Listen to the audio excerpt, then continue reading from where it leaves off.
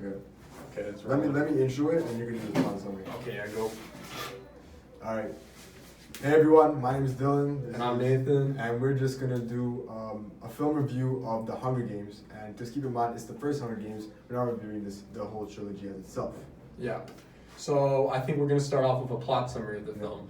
So the plot follows, it's like in a futuristic world where people are kind of divided into districts. Some follow trends, like I know there's a district of all people of color. Yep. And then there's like a very poor district, there's like a more well-off district, and there's like a district of soldiers. Yep.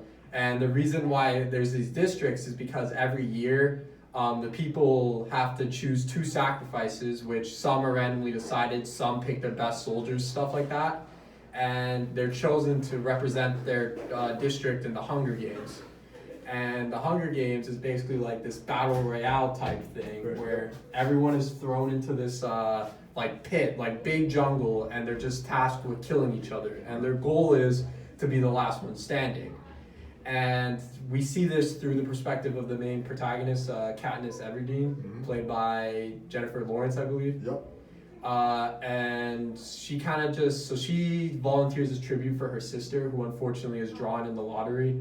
And since her sister is very young, she knows her sister will just get absolutely like murdered in it. So she's like, I will take over because I might be better than she could be.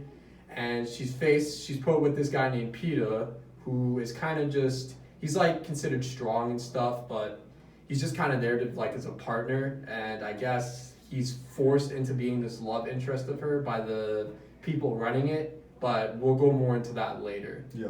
So over the story, you see the journey of Katniss, how she starts as very arrogant, but she loves her family, and her main goal is to survive the Hunger Games, come back the winner, so she can return to her family. And you just see her evolution as a character, how she progresses, trying to survive through the games, and when she does survive, she's faced with the task of during many actions of the film, you can see that she has a very rebellious side, and she tries to upset the established power of the government, which is called the Capitol in the film.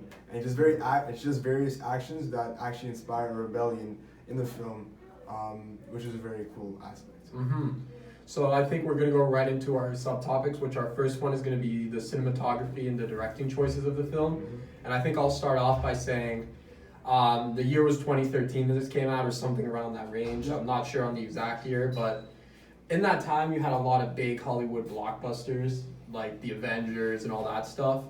And I think it tries to do kind of the same thing as Avengers. It wants to be like this big blockbuster movie that like everyone can kind of get into.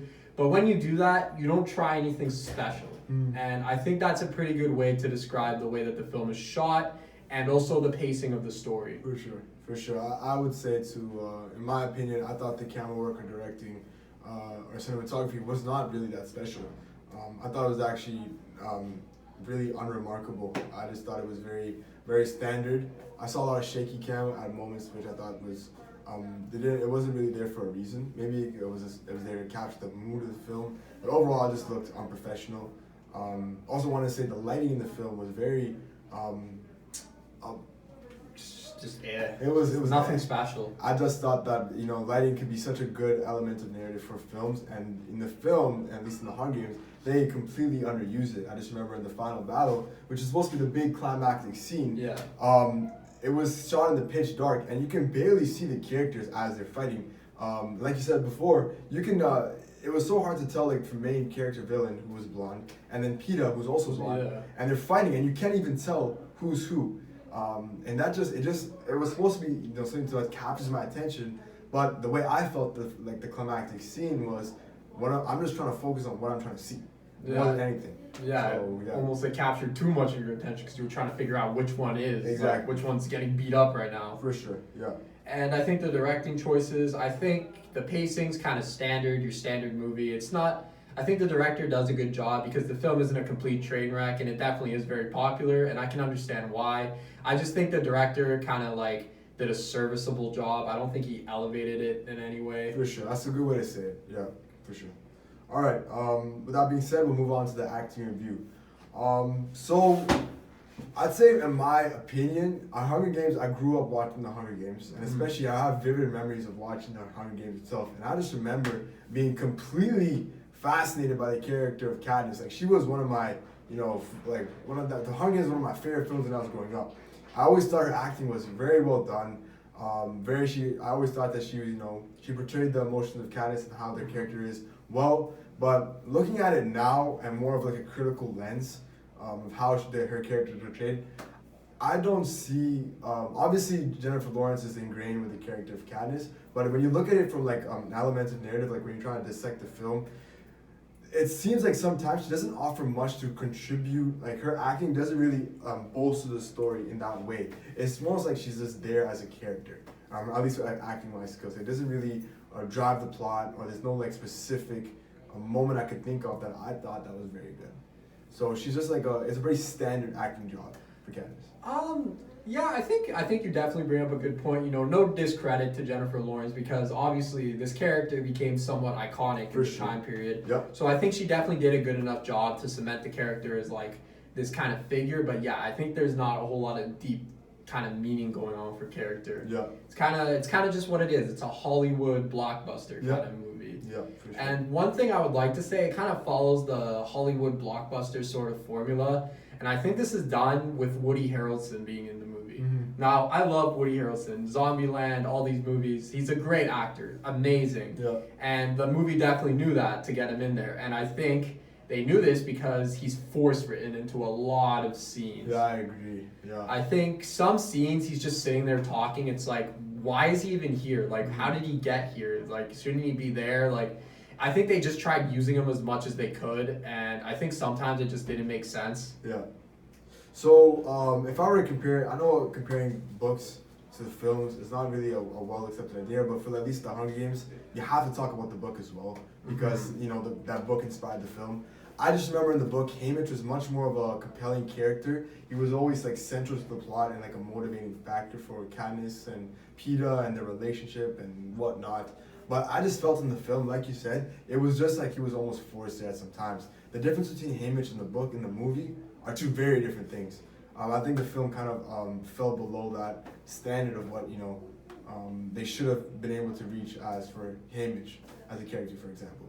But again, the individual performance by Woody Harrelson with the material he's given, he definitely kills it. Like, he does an amazing job. Yeah, for sure. I'd say he's one of the most memorable characters, actually. He definitely steals most of the scenes he's in. It's just, they know this, and they really try to force it. Very so do with that information what you will. Yeah, okay. So I think the next thing we're going to go into is kind of like the hidden themes and kind of the meaning of all of it, because I think it's important to bring that up because... every movie has its own meaning, sort of, that isn't just on the surface. Mm-hmm. And I think with the Hunger Games, I think the first thing you notice is the themes of classism and, like, people fighting back against this greater power. Mm-hmm. And I think it does this pretty well. I think one subtle thing I realized to myself while watching it is all these, like, 1%, like, leader guys, they all have names after William Shakespeare characters. Like, you have Caesar, you have Claudius, and in these stories, these are kings. These are like kings of like their kingdoms, and they're dictators, not necessarily, but they enforce power, and it's like they're used to display the classist themes in Shakespeare's work, and I think that's what the film's trying to go for. I think it's trying to show you that. These guys have full control, almost like a Shakespeare, like the characters are the same. They're just these higher up guys who just disregard the people below them, where even watching them die, it's used for the sake of their own entertainment. Yeah. That's actually a very good point. Very good analysis on that. I never even realized that, honestly.